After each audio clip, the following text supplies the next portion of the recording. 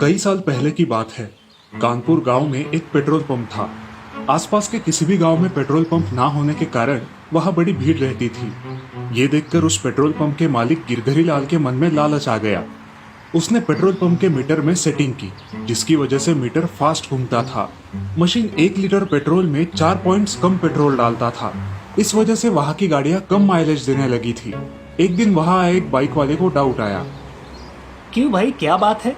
पहले 400 रुपए में टैंक फुल हो जाता था और अब 500 का पेट्रोल डालता हूँ फिर भी टैंक नहीं फुल हो रहा। अरे भाई, हल्ला क्यों मचा रहे हो? 400 रुपए में 4 धाम यात्रा करने वाले हो? हाँ, घर के पानी की टंकी को कभी इतने ध्यान से देखा है क्या, जितने अपने बाइक के टैंक को देख रहे हो? अपनी बाइक का टैंक मैकेनिक से चेक करवा लो, शायद कोई लीकेज होगा। मैं अपने ग्राहकों से बेईमानी करने वाला इंसान नहीं हूँ। गिरधरी लाल की बात सुन के वो आदमी चकरा गया और चुपचाप वहां से निकल गया। उस पेट्रोल पंप पर मिट्ठू नाम का एक आदमी एक बड़ा कैन लेकर रोज पेट्रोल लेने आता था। कैन में पेट्रोल भर लेता और गांव के बाहर एक ठेले पे छोटी बोतलों में 1 लीटर पर 10 रुपए ज्यादा लेके पेट्रोल बेचता था। एक दिन मिट्ठू ने गिरधरी लाल से शिकायत की। सेठ जी, लगता है आजकल आपके पेट्रोल पंप के कर्मचारी कम पेट्रोल डाल रहे हैं। आप तो जानते हो मैं 1 लीटर की बोतल में पेट्रोल बेचता हूँ। आजकल मेरे लिए पैसे ही नहीं बचते। जरा आप अपनी पेट्रोल की मशीन चेक करवा लीजिए। और हाँ, पेट्रोल में रॉकेल की भी बांस आती है। अगर ऐसा ही चलता रहा तो पॉल्यूशन बढ़ेगा और गाड़ियां भी खराब होगी। मिट्ठू की बात सुनकर गिरधरी लाल को गुस्सा आया। उसने आगे बढ़कर मिट्ठू को जोर का चाटा मारा। क्या कहा? मशीन चेक करूं? अब तू मुझे सिखाएगा क्या सही क्या गलत? सड़क पर पेट्रोल बेचने वाला आज मुझे सीख दे रहा है। हाँ, मैं बेईमानी करके पेट्रोल बेचता हूँ। क्या कर लोगे? सड़क पर इलीगल पेट्रोल बेचने के जुर्म में तुम पर केस कर दूंगा और तुम्हें जेल भिजवा दूंगा। याद रखना। निकलो यहाँ से। गिरधरी लाल की कड़वी बातें सुन के मिट्ठू को बहुत गुस्सा आया और उसने गिरधरी लाल को सबक सिखाने की ठान ली। अगले दिन मिट्ठू ने एक स्पीकर वाला ऑटो लिया और आसपास के सारे गांव में खबर फैला दी कि आज रात से पेट्रोल के दाम दुगने होने वाले हैं। बस कुछ ही घंटों में गिरधरी लाल के पेट्रोल पंप पर गाड़ियों की भीड़ हो गई। Car, truck, tempo, road roller सारे लाइन लगा के खड़े हो गए। अचानक हुई भीड़ देखकर गिरधरी लाल कंफ्यूज हो गया। अरे ये क्या, इतनी सारी गाड़ियां आज एक साथ क्यों जमा हुई है पेट्रोल डलवाने? उस दिन पेट्रोल पंप पर काम करने वाला लड़का नहीं आया था, इसलिए गिरधरी लाल को खुद गाड़ियों में पेट्रोल डालना पड़ा था। कुछ देर बाद उसके हाथ दर्द करने लगे। दोपहर तक उसके पेट्रोल पंप का सारा पेट्रोल खत्म हो गया। पेट्रोल खत्म हुआ है, जाइए जाइए, कल आइए। तभी वहां रोड रोलर का ड्राइवर आया और गिरधरी को धमकाने लगा। क्यों बे, मैं सुबह से लाइन में खड़ा हूँ और अब मेरा नंबर आया तो तुम्हारा पेट्रोल खत्म हो गया। खुद को शाणे समझते हो? कल ज्यादा दाम में पेट्रोल बेचने की प्लानिंग है तुम्हारी, हमें मूर्ख समझते हो? ऐसा कहकर ड्राइवर ने गिरधरी लाल को जोर से थप्पड़ मारा। बाकी लोगों ने भी उसकी खूब पिटाई की। मिट्ठू के ठेले पे एक आदमी पेट्रोल भराने आया। भाई साहब, सुना है गवर्नमेंट पेट्रोल के ऊपर का टैक्स कम करने वाली है, तो पेट्रोल के दाम कम हो जाएंगे, इसलिए अब ज्यादा पेट्रोल ना भरे। ऐसे ही 10 दिन निकल गए। यहाँ गिरधरी लाल का पेट्रोल पंप खाली था। उसके धंधे पे बुरा असर हुआ था। एक दिन एक पुलिस अफसर सुरेश मिट्ठू के पेट्रोल के ठेले पे आया। कैसे हो मिट्ठू, पहचाना मुझे? जी नहीं सर, मैंने नहीं पहचाना आपको। कोई बात नहीं, अब हम बड़े जो हुए हैं। अरे भाई, मैं सुरेश हूँ, सुरेश, तुम्हारे बचपन का दोस्त। याद आया? बचपन में हम दोनों गांव की नदी में खूब तैरते थे, लोगों के बाग से अमरूद चुराते थे और हमारी साथ में पिटाई भी होती थी। ओ सुरेश, अरे कैसे हो यार, बड़ा अच्छा लगा तुमसे मिलके। हाँ दोस्त, मुझे भी। तुम पुलिस ऑफिसर बन गए हो, वाह क्या बात है। हाँ, और तुम्हारा क्या हाल है? कैसे चल रहा है धंधा? हाँ, पहले ठीक चल रहा था, लेकिन अब कुछ खास नहीं है।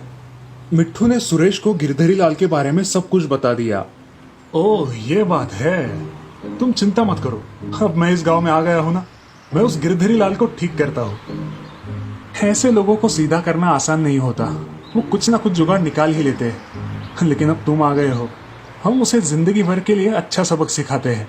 ये कहकर मिट्ठू ने सुरेश की बाइक के टैंक को एक पाइप जोड़ दिया और खुद एक बड़ा सा कैन लेके सुरेश की बाइक पे बैठ गया। दोनों गिरधरी के पेट्रोल पंप पर आ गए और पेट्रोल डलवाने कहा। सुनो, टैंक फुल करो। जब पेट्रोल भरना शुरू हुआ, सारा पेट्रोल पाइप द्वारा मिट्ठू के टैंक में जमा होने लगा। बाइक का टैंक भर ही नहीं रहा था। ये देख पेट्रोल भरने वाला आदमी चकरा गया। क्यों बे, आधे घंटे से पेट्रोल डलवा रहे हो, मीटर भी चालू है, लेकिन बाइक का टैंक भर क्यों नहीं रहा? पेट्रोल भरने वाला आदमी डर कर यहाँ वहाँ देखने लगा। 50 लीटर पेट्रोल भरने के बाद भी बाइक का टैंक खाली था। चेक करो जरा, तुम्हारी मशीन तो खराब नहीं है। ऐसा कहकर सुरेश और मिट्ठू वहाँ से बिना पैसे दिए निकल गए। इस तरह हर रोज दिन में 3 बार वहाँ आकर वो दोनों कैन में ढेर सारा पेट्रोल भरने लगे। इस कारण गिरधरी लाल का बड़ा नुकसान होने लगा। एक दिन गिरधरी लाल मिट्ठू के ठेले पे आया। ऑफिसर, मुझे पता है आप ये जानबूझकर कर रहे हैं, मुझे माफ कर दीजिए और ये सब बंद कर दीजिए। आज से मैं ये काला धंधा बंद करता हूँ। गिरधरी लाल को बेबस हुआ देख मिट्ठू और सुरेश खुश हो गए और उस दिन से गिरधरी लाल ईमानदारी से पेट्रोल पंप चलाने लगा।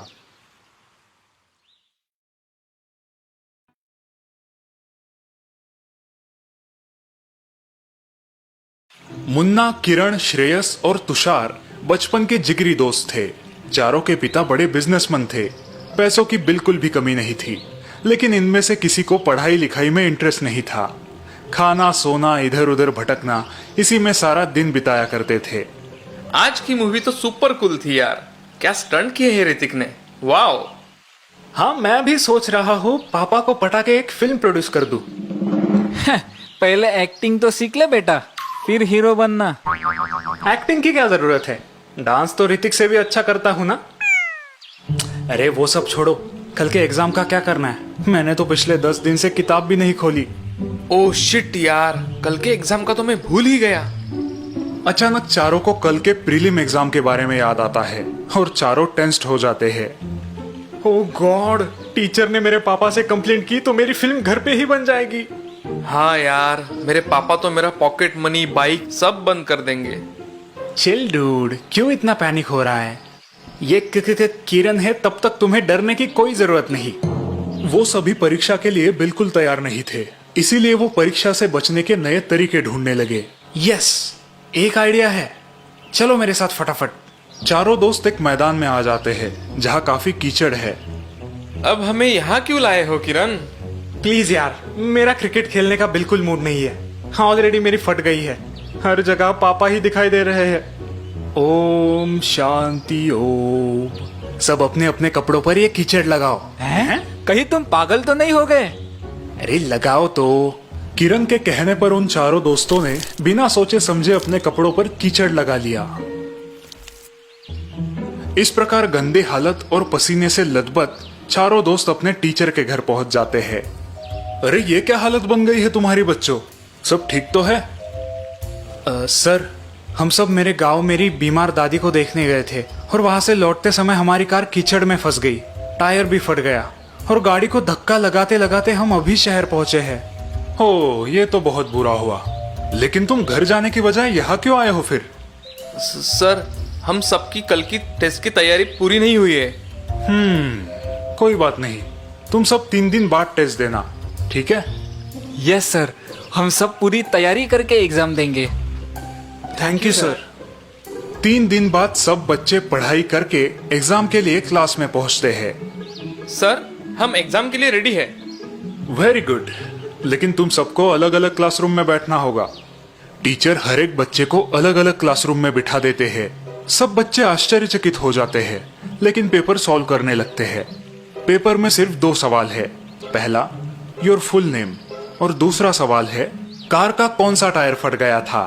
ए, आगे का राइट, आगे का लेफ्ट, अब क्या लिखे? पीछे का राइट, पीछे का लेफ्ट। हम तो फंस गए। दूसरा सवाल देख के सभी बच्चों को अपनी गलती का एहसास होता है। कैसा था पेपर बच्चों? सर, हमें माफ कीजिए। हाँ सर, फिर कभी हम झूठ का सहारा नहीं लेंगे। ठीक है, अपनी गलती की जिम्मेदारी लोगे तो जिंदगी में बहुत आगे बढ़ोगे, नहीं तो जिंदगी तुम्हें सबक सिखा देगी।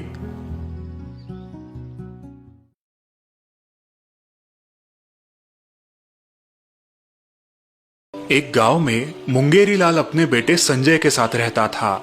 मुंगेरी लाल गरीबी की वजह से ज्यादा पढ़ लिख नहीं पाया था, लेकिन उसने अपने इकलौते बेटे संजय को अच्छी तालीम दी थी। बेटा, तुम पढ़ो लिखो, बहुत बड़े आदमी बनो, यही मेरी इच्छा है। गांव में मुंगेरी लाल की आम की छोटी बाग थी और उसी पे उसका उदर निर्वाह चलता था। बेटा, आज हमारे साथ बाग में चलो, आज बहुत काम है। क्या बाबा, मैंने कहा ना मुझे नहीं अच्छा लगता बाग में काम करना, इसीलिए आपने मुझे इतना पढ़ाया है क्या? लेकिन बेटा ये तो हमारी अपनी बाग है, तो फिर काम करने में क्यों झिझकते हो? बाबा प्लीज अब लेक्चर मत देना, मेरे दोस्त नुक्कड़ पे वेट कर रहे हैं और वैसे भी मुझे बड़ा बिजनेस करना है, ऐसे फालतू काम मुझे नहीं करने। मुंगेरी लाल को लगता था कि संजय को इसी आम के घरेलू व्यवसाय को बड़ा करना चाहिए, लेकिन संजय सिवाय बड़े बड़े सपने देखने के कुछ काम नहीं करता था। दिन भर गांव में दोस्तों के साथ मटर गश्ती करना, नुक्कड़ पे अड्डा जमा के वक्त बर्बाद करना, बड़े बड़े डिंगे हाँकना, यही उसका रूटीन बन गया था। आ गए रामगढ़ के बिजनेस टाइकून। टाटा बिरला के बाद हमारे संजय जी का ही नाम लिया जाएगा भाई। हाँ, वो तो है भाई लोग, इसीलिए बड़े बड़े सपने देखता हूँ यार, वो भी डे एंड नाइट। देखना तुम, एक दिन इसी गांव में आसमान छूती बड़ी हवेली होगी मेरी। संजय के गैर जिम्मेदार बर्ताव के कारण मुंगेरी लाल परेशान थे। 1000 बार समझाने के बाद भी संजय पर कोई असर नहीं हुआ था। काश आज संजय की माँ जिंदा होती, पता नहीं कब अपनी जिम्मेदारी समझेगा ये लड़का। इतने में मुंगेरी लाल के चचेरे भाई हरिमल घर आते हैं। उन्हें देखकर मुंगेरी लाल बेहद खुश होते हैं। कैसे हो छोटे, कितने साल बाद मिल रहा हूँ, चेहरा क्यों उतरा है तुम्हारा? कुछ नहीं भैया, ऐसे ही थोड़ी संजय की चिंता हो रही थी।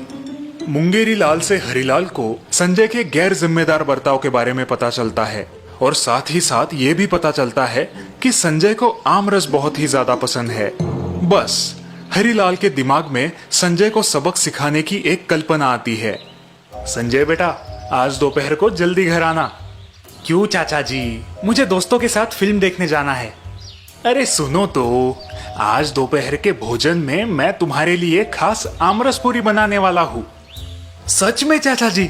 फिर तो मैं जल्द ही घर आऊंगा। ऐसा कहकर संजय रोज की तरह नुक्कड़ पर चला जाता है। दिन भर बाहर टाइम पास करके संजय खुशी खुशी घर आता है। खाने का समय हो गया, लेकिन खाना तैयार नहीं है, सारे बर्तन खाली है। संजय सोच में पड़ गया। कहाँ गए ये लोग? पेट में चूहे दौड़ रहे हैं। भैया वो देखो संजय आ रहा है, अब क्या करे? तुम बस देखते जाओ छोटे। अरे ये तो यहाँ पर गप्पे लड़ा रहे हैं। बाबा, चाचा जी, भूख के मारे मेरी जान जा रही है और आप यहाँ गप्पे मार रहे हो। कहाँ है आमरस? मंगेरी लाल ने हरिलाल की तरफ इशारा किया और हरिलाल ने पेड़ के नीचे रखे उस पतेले की ओर। ये क्या चाचा जी, पतेली आम के पेड़ के नीचे क्यों रखी है? अरे बेटा, आमरस पेड़ से टपकने की राह देख रहे हैं 4 घंटे से। ये कैसा मजाक है चाचा जी, भूख से यहाँ जान चली जाएगी मेरी। ऐसे तो इस जन्म में क्या, अगले 7 जन्म में भी आमरस नहीं मिलेगा। अब की ना पते की बात तुमने बेटा, यही बात तो मुंगेरी तुम्हें कब से समझाने की कोशिश कर रहा था। मैं कुछ समझा नहीं चाचा जी।